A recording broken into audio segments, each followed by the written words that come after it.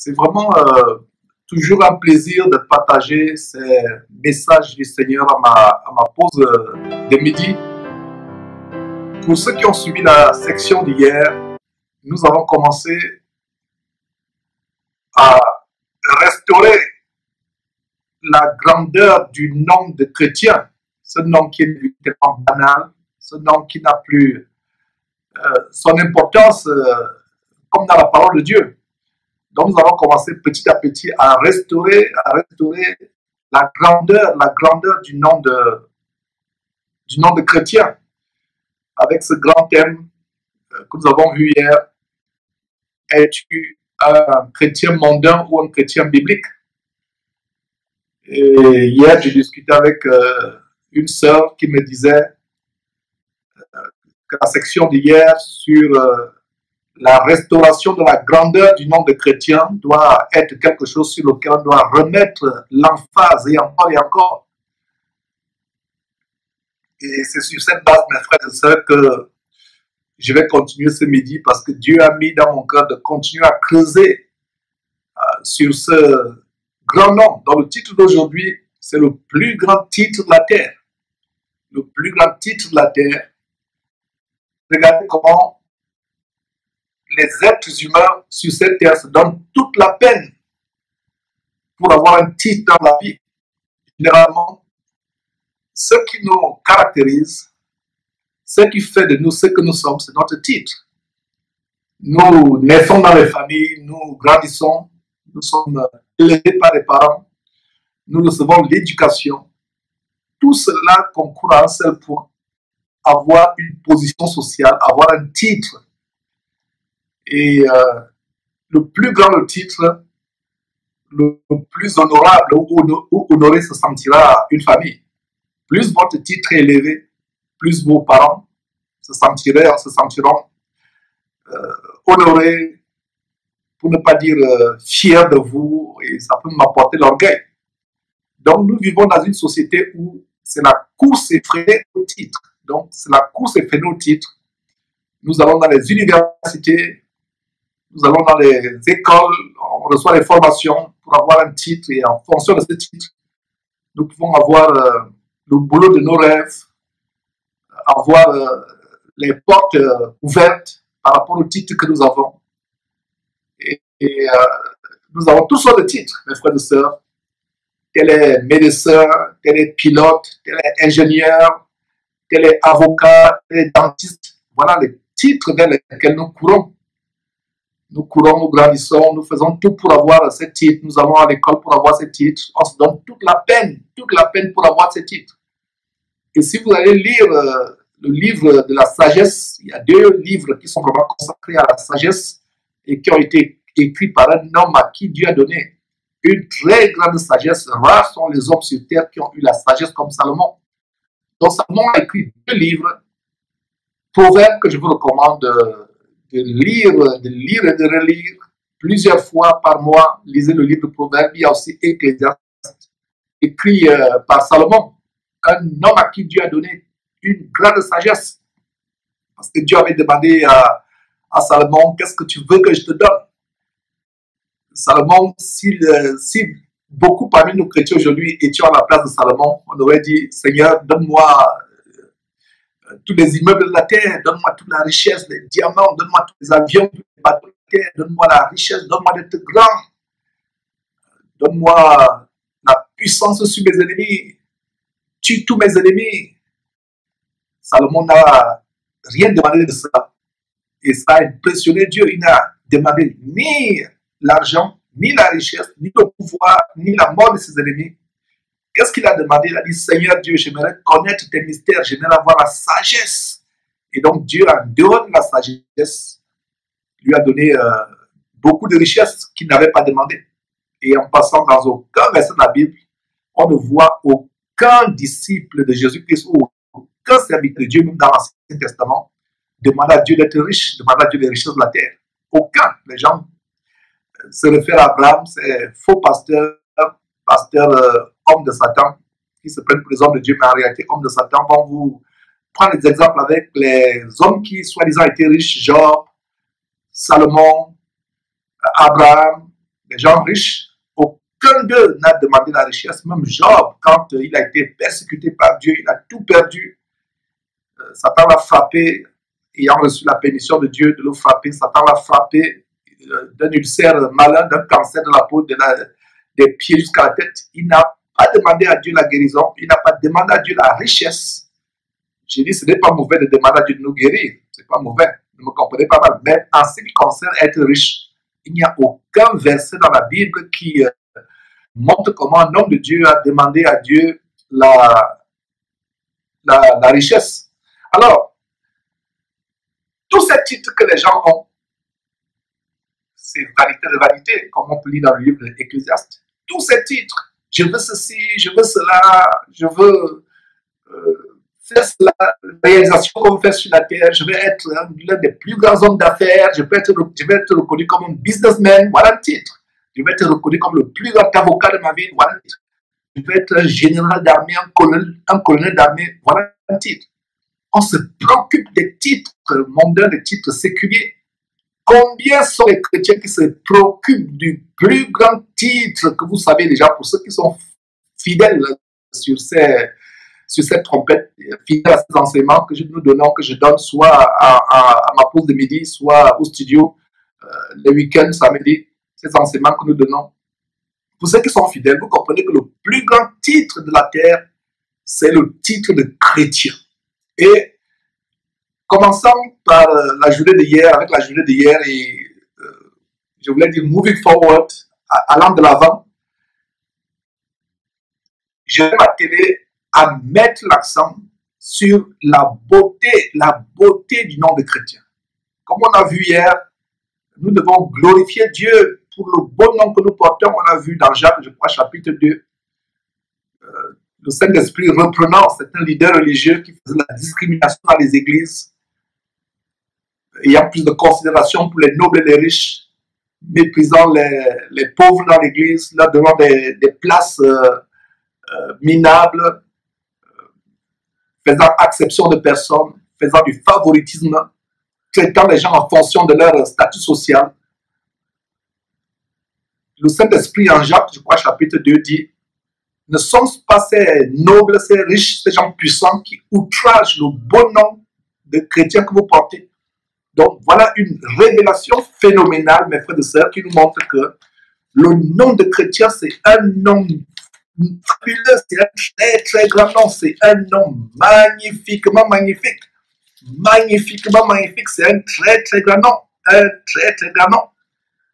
Mais ce nom, mes frères et sœurs, est tellement banalisé, ce nom est tellement vulgarisé. Être chrétien est quelque chose qui n'a plus de sens. Pour le moment, c'est OK, comme on va voir dans la parole de Dieu. Depuis la nuit des temps, ceux qui servaient véritablement Dieu, qui avaient la crainte de Dieu, et ça a commencé il y a plus de 2000 ans. Les chrétiens étaient méprisés, persécutés, en commençant par celui qui est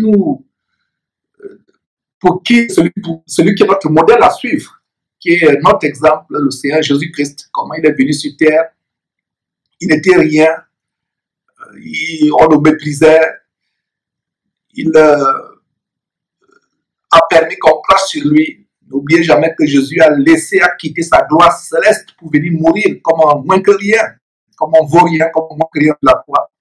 Pour vous et pour moi, on pouvait le flageller, on pouvait se moquer de lui, on pouvait le traiter de sataniste sans qu'il réagisse. Il y a même eu un temps où une certaine région n'a pas voulu le recevoir et ses disciples ont dit: veux-tu que nous invoquions le feu du ciel?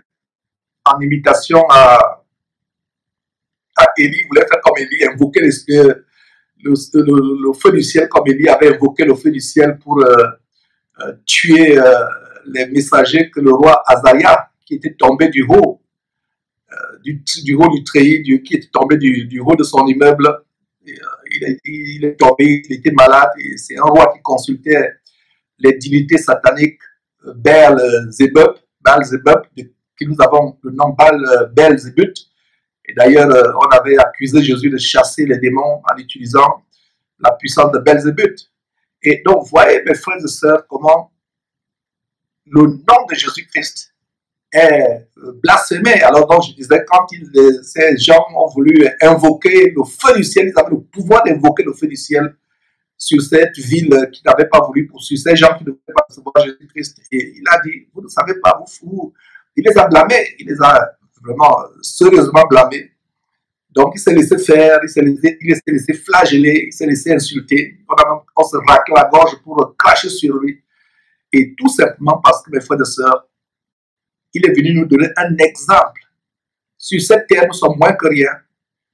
Sur cette terre, nous serons méprisés, la plupart d'entre nous. Nous ne sommes rien, mes frères et sœurs, sur cette terre, parce que ce qui nous attend dans toute l'éternité, l'infinie grandeur de la gloire de Dieu, une gloire à nul autre pareil, nous attend. Et donc, nous venons à ces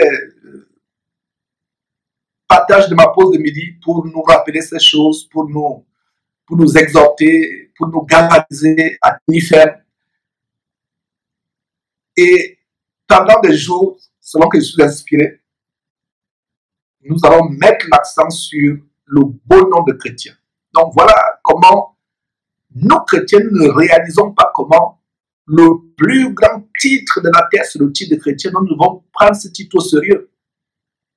Regardez comment le nom de chrétien est piétiné sur les réseaux sociaux, aller sur les comptes de certains jeunes, ou même des personnes âgées. Vous voyez visiblement, ils vivent dans le péché, la mise de prostituées, s'habillant comme des voyous, mais ils osent dire qu'ils sont des chrétiens. Parce qu'on reconnaît un chrétien par sa manière d'être, par sa manière de parler, par sa manière d'agir et de réagir, qui est semblable à celle de Christ. Voilà le plus grand titre. Malheureusement, ce titre est méprisé. Et je vous rappelle ce qu'on a vu hier en Actes chapitre 11, verset 26, que c'était à Antioche que pour la première fois, la toute première fois, les disciples de Christ furent appelés chrétiens pour la toute première fois à Antioche. Et donc, pourquoi ils ont été appelés chrétiens? Parce que n'oubliez pas que la ville d'Antioche était une ville païenne, paganiste, une ville idolâtre, comme la plupart des villes aujourd'hui. Mais pourquoi les habitants d'Antioche ont appelé les disciples chrétiens? Parce qu'ils ont vu en eux le caractère de Christ. Ils parlaient comme Christ, ils se comportaient comme Christ, ils agissaient comme Christ, ils réagissaient comme Christ. Un véritable chrétien est le représentant de Christ absent sur terre. Il faut qu'on comprenne cela, c'est les bases, c'est les fondations de la doctrine chrétienne, c'est les rudiments, c'est-à-dire les choses élémentaires. Si un chrétien ne comprend pas ces choses, il ne comprendra pas. Mes frères et sœurs, nous devons comprendre qu'un chrétien, c'est quelqu'un qui représente Jésus-Christ absent physiquement sur terre. C'est pour cela que nous avons cette révélation dans le livre de 2 Corinthiens, la deuxième épître que Paul a écrite aux Corinthiens, au chapitre 5. Nous voyons comment nous recevons la capacité d'être des ambassadeurs pour Christ, les ambassadeurs. Allons lire ce passage. Ça, c'est un merveilleux titre que nous avons, chrétien. Malheureusement, il est méprisé dans ce monde. C'est normal. C'est normal que le monde méprise le titre de chrétien, le piétine, le banalise, le vulgarise. Mais nous, chrétiens, ne devons pas contribuer à cela. Nous devons prendre conscience de notre statut de chrétien. Quelqu'un qui a fait toutes ses études, il a fait des nuits blanches, des années pour être médecin, pour être un grand cardiologue, par exemple, ou un grand ingénieur qui fabrique des avions, par exemple. Il a fait des années d'études, des années de privation, de nuits blanches. Donc, une fois qu'il a ce statut d'ingénieur ou d'avocat ou de médecin, il le prend au sérieux. Il ne badine pas, il se rappelle comment il a payé beaucoup d'argent. Si vous êtes aux États-Unis, ça vous coûte des millions et des millions de francs CFA pour avoir vos diplômes. Donc, ça vous a pris du temps, ça vous a pris de l'énergie, des nuits blanches, des privations pour avoir ce diplôme. Et une fois que vous avez ce titre, vous le prenez au sérieux. Mais regardez mes frères et sœurs, Mais regardez, on a eu je pense que la batterie ne va pas nous lâcher. Voilà. Donc, mais regardez, mes frères et sœurs, le titre des chrétiens, on n'a rien fait pour l'avoir. Nous l'avons eu comment? En allant faire une formation? Pas du tout. Vous qui allez faire des formations pour être pasteur ou peu importe, vous perdez votre temps. Comment nous avons ce titre chrétien? Sur la croix pour nous.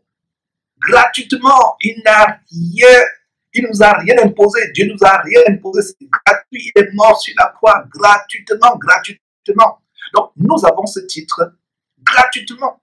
Tout simplement parce que nous avons décidé d'accepter celui qui est mort sur la croix pour nous, de l'accepter comme notre Seigneur et Sauveur personnel et de le suivre, de lui obéir, de suivre ses commandements. Voilà comment nous avons ce titre.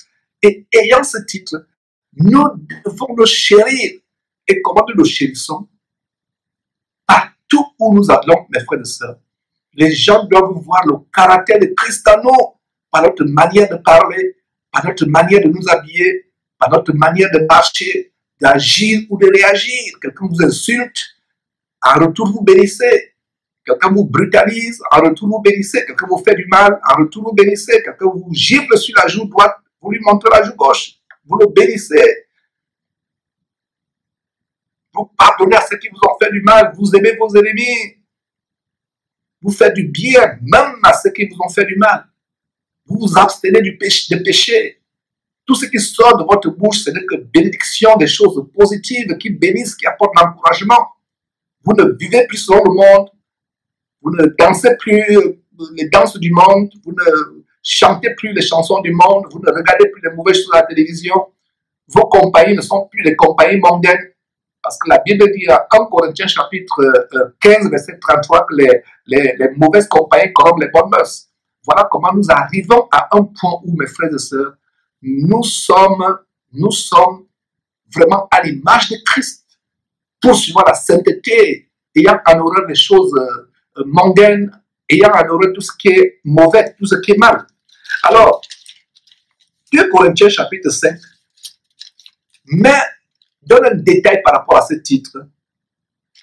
2 Corinthiens chapitre 5, à partir du verset 18, nous voyons ceci. À partir du verset 17 d'ailleurs, commençons à partir du verset 17. Si quelqu'un est en Christ, il est une nouvelle créature. Voilà. Nous sommes une nouvelle créature. Nous recevons un titre, un badge.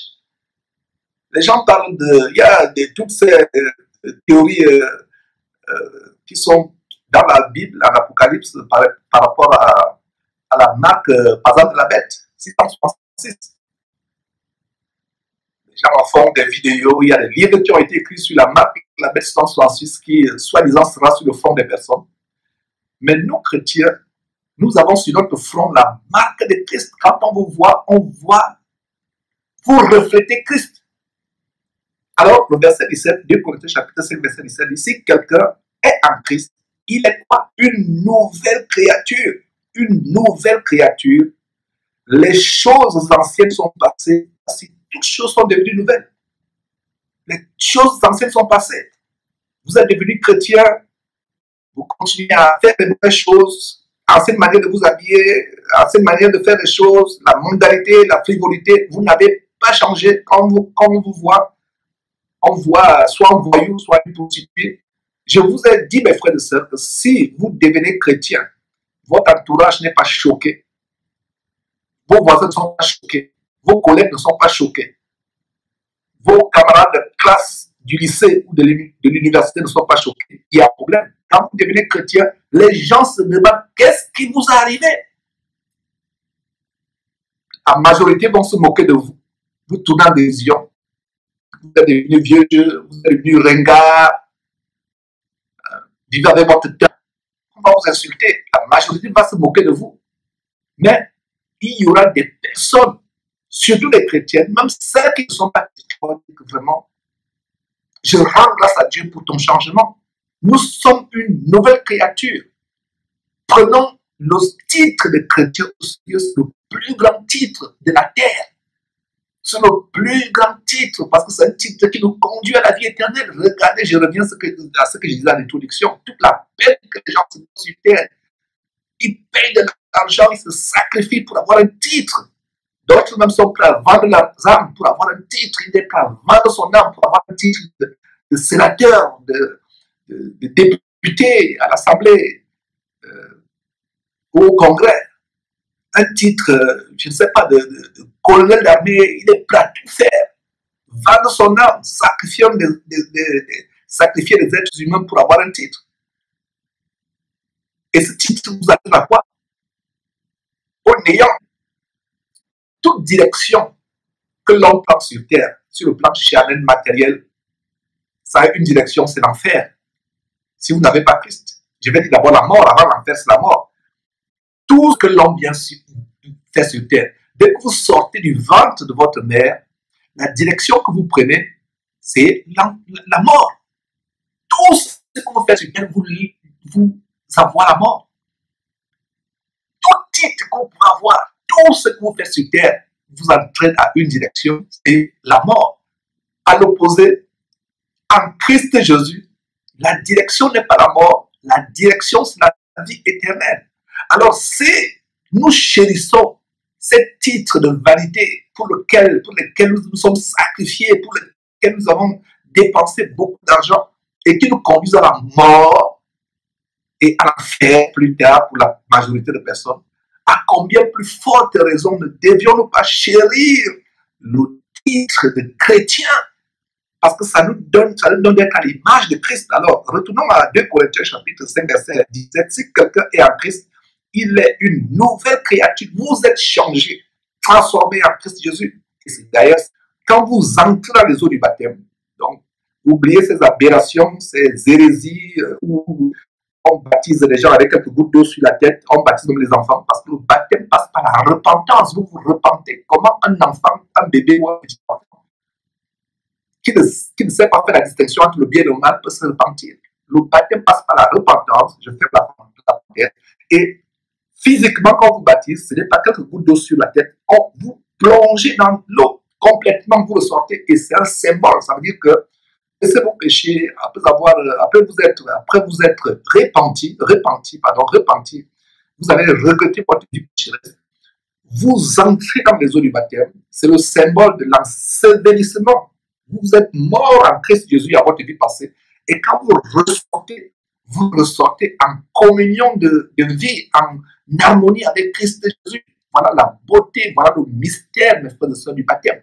Et quand vous ressortez les eaux du baptême, vous êtes une nouvelle créature. Et c'est la raison pour laquelle je dis, beaucoup de chrétiens parmi vous-même qui me regardez actuellement, vous avez besoin de vous rebaptiser.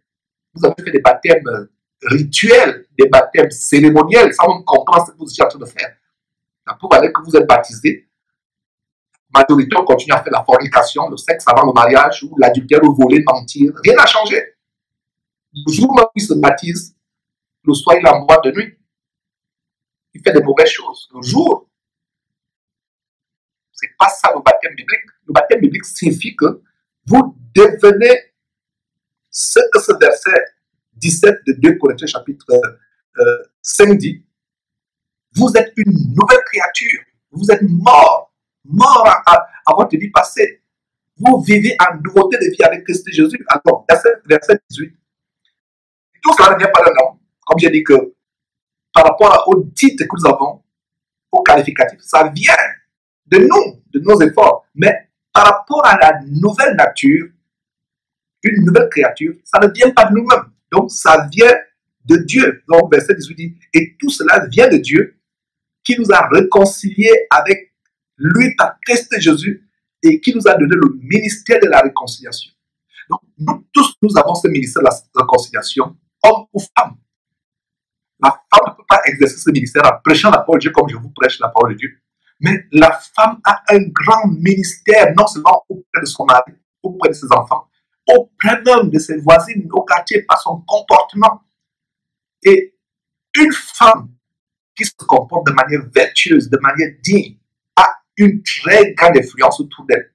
Que ce soit au boulot, que ce soit au quartier, peu importe là où se trouve, une femme se comporte bibliquement, comme les 7 femmes, Sarah, qui appelait son mari Seigneur. Donc, toutes les sœurs en Christ doivent être des modèles. Une femme qui se comporte de cette manière a une très grande influence autour d'elle.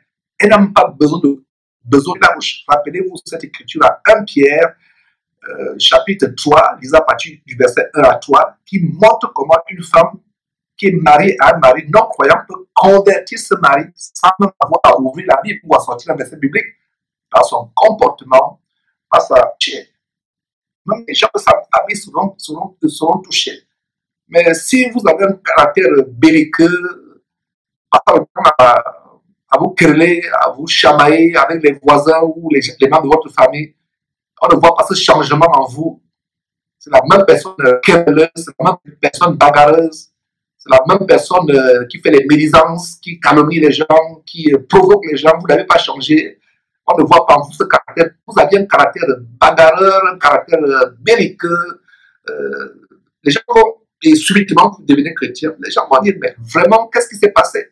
Et voilà comment vous serez un témoignage. Beaucoup seront convertis. La meilleure façon par laquelle nous convertissons les gens, c'est entre guillemets, parce qu'en fait, c'est Dieu qui convertit.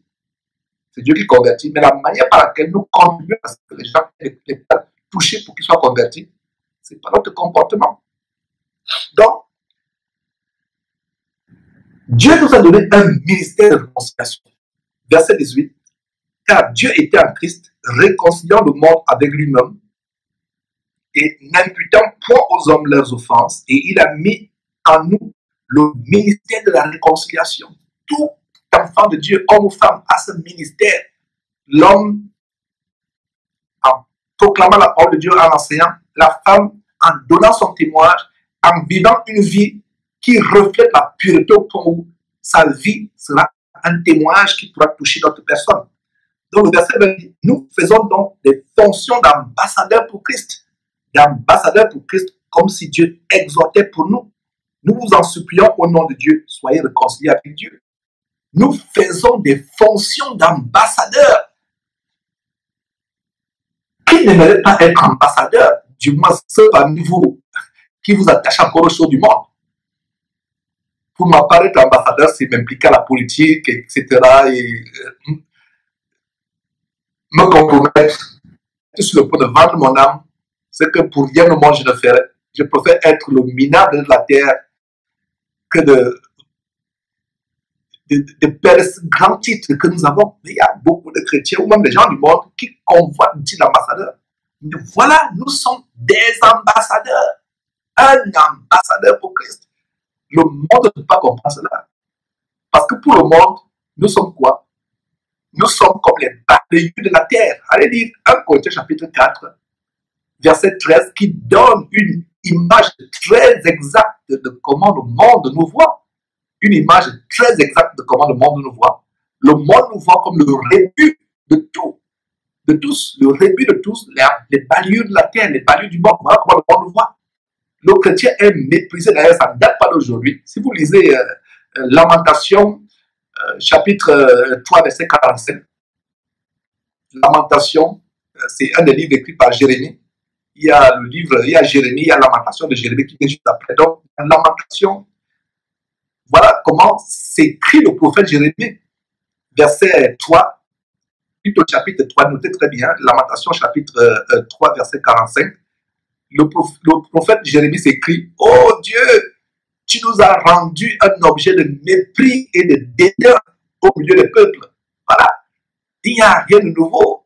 Au temps de Jérémie, les qui créaient Dieu, les serviteurs de Dieu, les servantes de Dieu étaient l'objet de mépris et de dédain au milieu des peuples. C'est la même chose. C'est pour cela que 1 Corinthiens, Paul, des milliers ou des centaines d'années plus tard, Paul peut dire à 1 Corinthiens chapitre 4, verset 13, exactement comme Jérémie, que nous sommes les balayeux de la terre, les ordures de la terre, on nous méprise. Et les faux pasteurs et les faux chrétiens contribuent encore à accentuer ce mépris. Moi, j'aimerais qu'on me méprise parce que je veux vivre une vie de sainteté. J'aimerais qu'on méprise mon épouse parce qu'elle veut s'habiller avec des longues jupes couvrant son corps, même si on dit qu'elle fait vieux jeu, c'est pas mon problème. Mais être méprisé parce qu'on viole les enfants avec la Bible à main, parce qu'on escroque avec la Bible à main, parce qu'on fait de mauvaises choses avec la Bible à main. Comment le nom de Dieu est calomnié par tous ces faussaires, soi-disant pasteurs, hommes de Satan, ou ces faux chrétiens. Dans son entreprise, on sait que c'est un chrétien, mais celui qui vole, celui qui ment. À l'université, on sait que c'est un chrétien, mais celui qui triche. Non, c'est pas possible. Le nom de Dieu est calomnié par nous. Maintenant, quand on nous méprise, parce qu'un chrétien sera toujours méprisé, parce que les choses de Dieu sont... Le monde doit voir le parfum de Christ, nous dégageons le parfum de Christ. Est-ce que, mon frère, ma soeur, tu savais que tu es ambassadeur pour Christ? En 2 Corinthiens chapitre 5, verset 20, nous faisions les fonctions d'ambassadeur. Un ambassadeur, quand il marche la tête haute. Regardez un peu ici aux États-Unis, quand on dit le président Donald Trump, quand un héros, quelqu'un crie le président Donald Trump, c'est la tête levée qu'il avance. Le ton bombé. Mais nous, chrétiens, est-ce que nous réalisons? Il n'est pas dit maintenant qu'on doit bomber la poitrine ou tendre le cou, comme certains pasteurs que je dénonce. Non, mais une façon de... Nous sommes conscients de ce que nous sommes et nous rendons grâce à Dieu pour cela. Nous sommes conscients.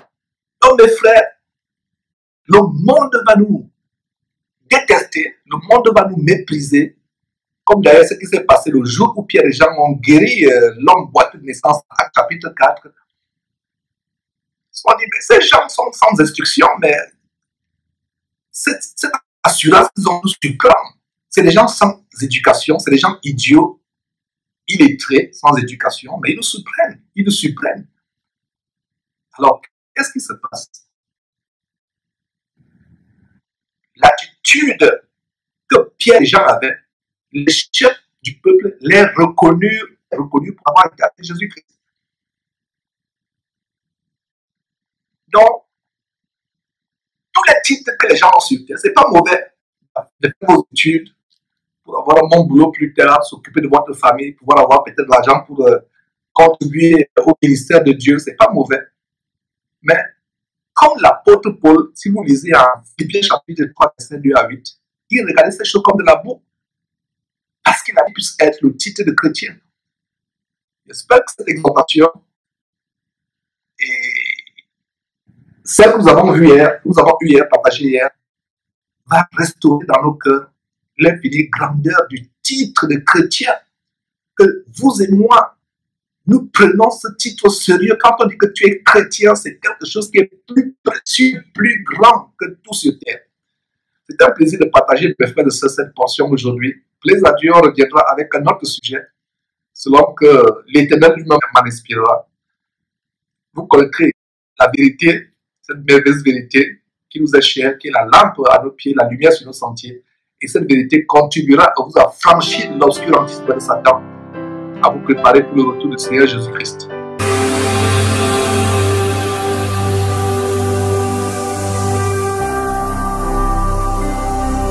Jésus-Christ TV, vous connaîtrez la vérité et la vérité vous affranchira.